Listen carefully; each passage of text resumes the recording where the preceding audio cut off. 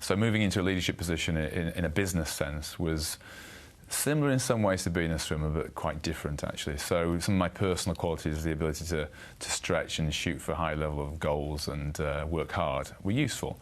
But then what I realised early on, having had feedback from my team, was that I was being too much of an individual player, and my success and my performance was almost the biggest thing to me, rather than enabling other people. So for me, being a leader is about letting other people clear the decks, let other people have a go, and work hard at their skills and use their talent. And I recall my swimming coach who helped me win the Olympic Games, and he couldn't swim.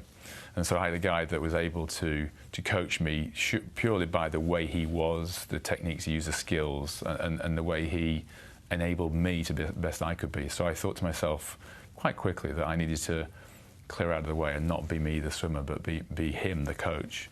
And it helps actually, because I've never done the jobs of the people that work for me. You know, I think managing directors, business leaders often transfer through industry, and the job is not to try and swim the race of your people, but actually let them do the job they're great at, and you create the scaffolding around them, the framework, and let them play within it.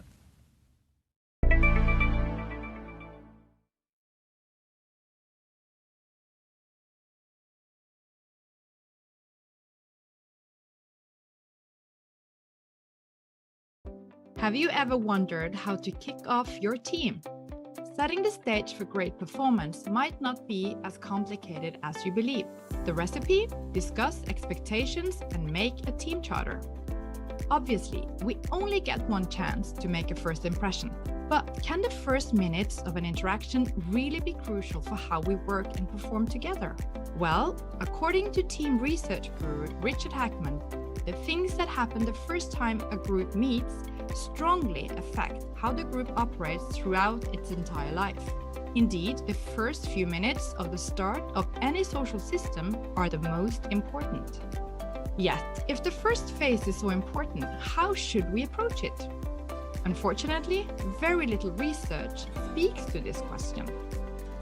At NHH, we therefore launched the project Start Smart to find out.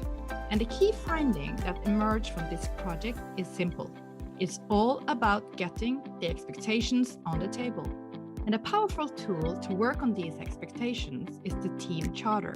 3 elements seem essential in this endeavor: agreeing on what to do, who should do what, and how to work together. In other words, spell out 1, the purpose of the team, 2, the roles of the members, and 3, the norms the team should adhere to.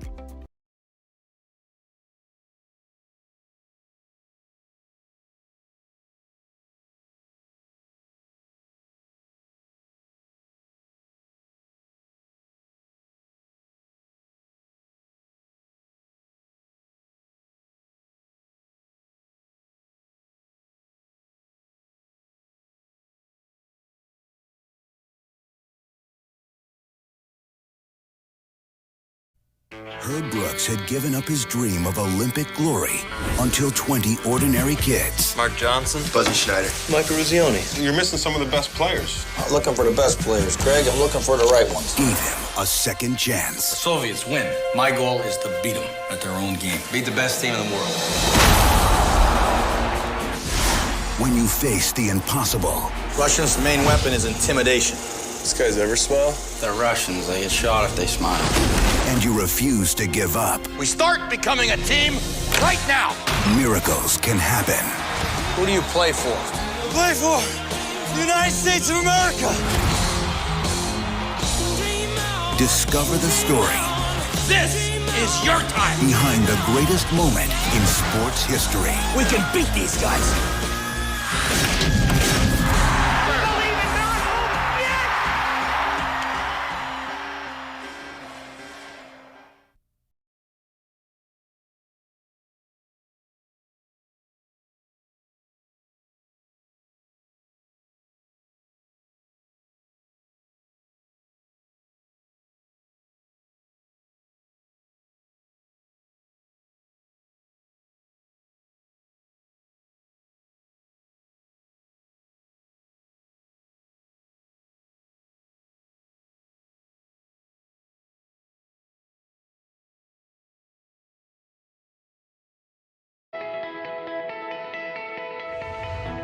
In its simplest terms, leadership is an attempt to influence. So anytime I attempt to influence someone, a group, an organization, I'm attempting leadership.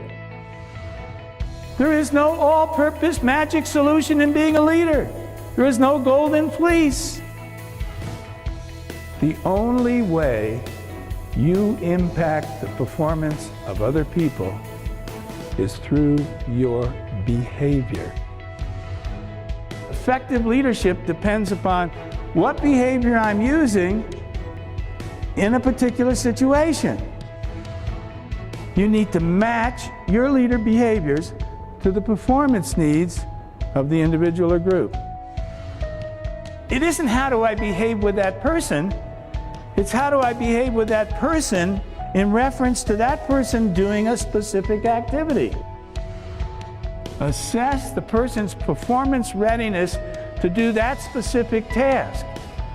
Not that people have an overall performance readiness. It isn't different strokes for different folks.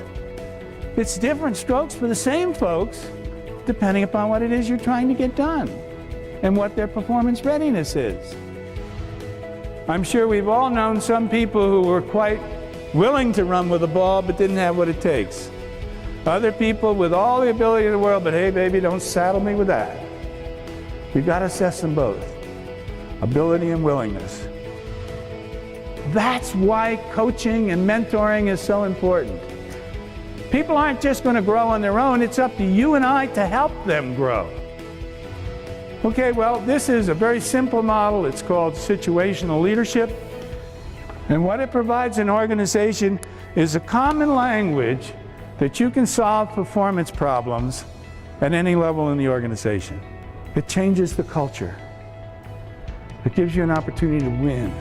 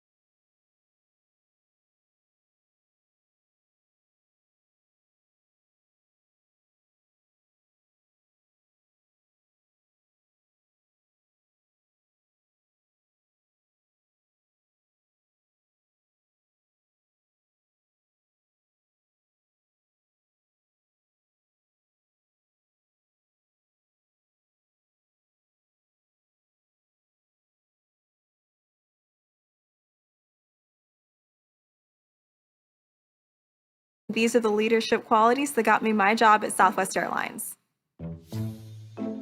So I was interviewing for a Scrum Master position, which basically is a servant leader for a technology team. So I told them about my previous experience, how I had a team, they had a really hard goal, and they were really discouraged. They weren't sure they were going to make it.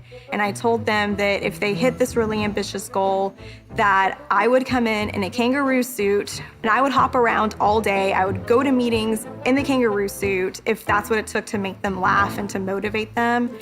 And they hit the goal. And so I did. I came in a kangaroo suit and I hopped around all day and got my cardio in, which I guess was good.